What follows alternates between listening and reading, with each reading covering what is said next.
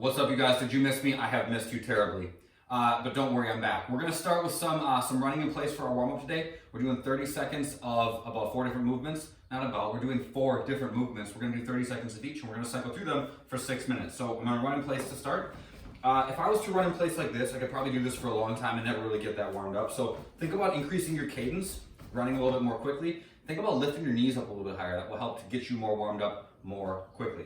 When we get done with that, we're gonna get into a plank, and every 10 seconds, you're gonna do a push-up, okay? The push-up can be done from your knees or from your toes or whatever. They should be good, okay? But the plank should be done from your toes, all right? So I get into a plank, hold for 10 seconds. At the 10-second mark, rock forward, touch my chest, push back up. We do that for 30 seconds, all right? After that, I'm doing up, down dog. So if I finish my last plank, I could just, I finish my last push-up, I'm in my plank, I could start with an up dog. So I drop my hips down to the ground, just gently stretch here, hang out for a sec, then go back to down dog. We're just going back and forth between those two shapes, all right? Last thing we're doing is a hollow rock. So remember when we hollow out, we're trying to squeeze our belly. That's what's gonna help us create that hollow shape. So make sure that that's on tension. Also your butt, okay? You need to have your glutes flexed as well. Those two things will help to create that shape that's gonna allow you to rock back and forth more smoothly. So I lay on my back. Okay, first think about lifting your shoulder blades up off the ground. So I'm here, my arms are up overhead. I lift my shoulder blades and point my toes. Then I lift my feet, drop my hands, and then rock back and forth like so, okay? If you're not on tension in your middle, it's gonna be really hard to do those hollow rocks. So make sure that you're staying tight. All right, the equipment version of today's workout is gonna start with some dumbbell front squats. So we're gonna put a dumbbell on each shoulder and we're just gonna squat, all right? So a little bit of weight added always makes things more fun. I squeeze my belly, my hips go back, my knees go out, I squat down and stand back up. Those are dumbbell front squats. After that, we are doing a tripod row, okay? Think about any position we use when we do any row, right?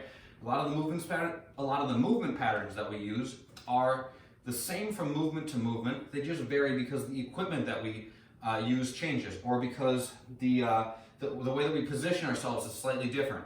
But the movement pattern remains the same. So rowing on the rowing machine looks a lot like how we should do a ring row in the gym, or how we should do if you're on dumbbells on the ground, doing renegade rows looks the same way, looks the same as a tripod row. So same basic movement, we're just in a little bit different position as we do it. So I'm gonna put one hand on something that allows my back to be kind of close to parallel to the ground. So I might be able to go a little bit lower, but this will certainly work. I'm gonna hold a dumbbell in my hand, okay, my other hand, and I'm gonna pull up until it touches my ribs. So I'm not pulling to my shoulder, I'm not pulling to my hip, I'm pulling to about halfway between.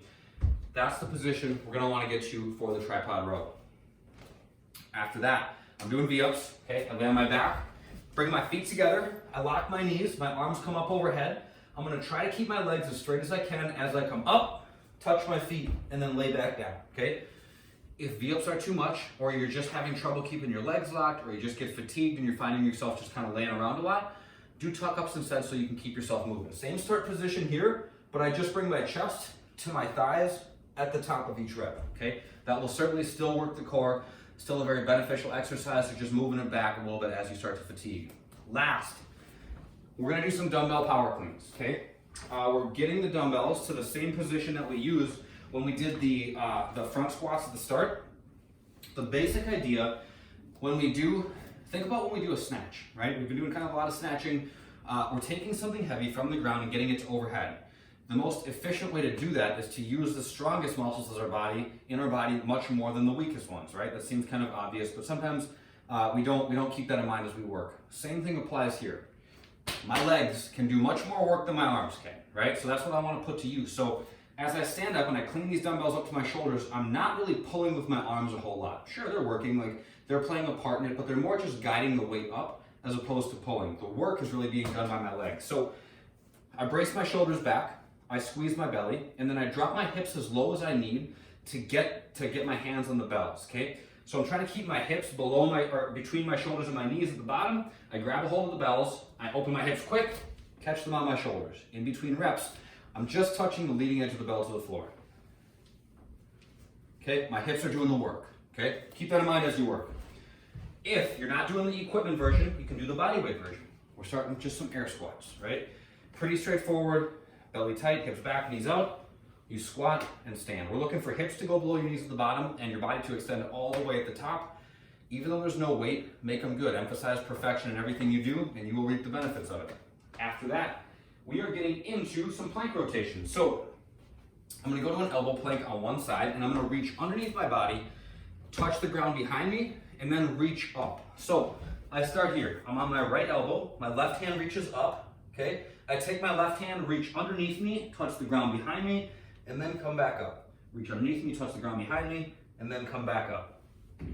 5 of those per side, and then we're moving on to some side-to-side lunges. So I'm gonna find a wide stance for these, okay? Toes are pointing straight forward. I'm gonna squat to my left first. My left heel stays on the ground, and my right toes spin up. So watch the rotation of this foot as I squat to the left.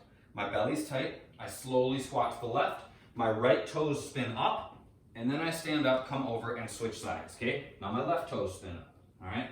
So both heels stay flat, the straight leg rotates so the toes point up at the top.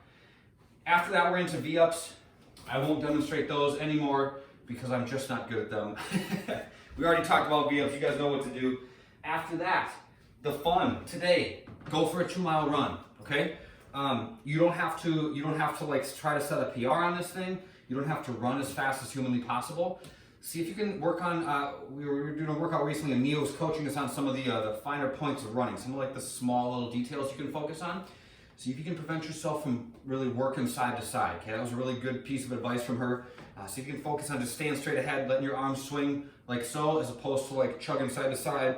When this happens, my knees twist too, and we're focused on going straight ahead, not side to side. So 2-mile run, you guys choose the pace on that, try to just keep moving throughout.